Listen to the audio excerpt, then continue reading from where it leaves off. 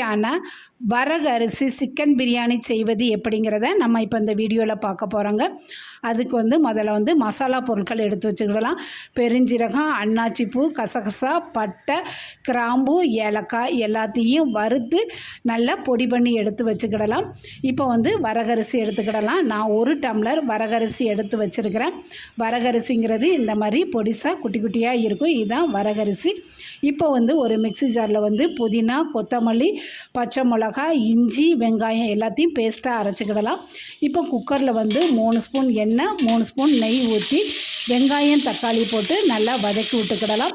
இது நல்லா வதங்கினதுக்கப்புறமா 2 ஸ்பூன் சிக்கன் மசாலா, 1 ஸ்பூன் வத்தப்பொடி, 1 ஸ்பூன் காஷ்மீர் மிளகாய் பொடி, நம்ம வறுத்து அரைச்ச பொடி, இப்போ நம்ம புதினா கொத்தமல்லி அரைச்சதையும் போட்டு புதினா கொத்தமல்லியும் போட்டு நல்லா வதக்கி விட்டுக்கோங்க. இப்போ சுத்தம் பண்ணி வச்சுருக்கிற சிக்கன், கேரட், 2 ஸ்பூன் தயிர் போட்டுக்கிடலாம்.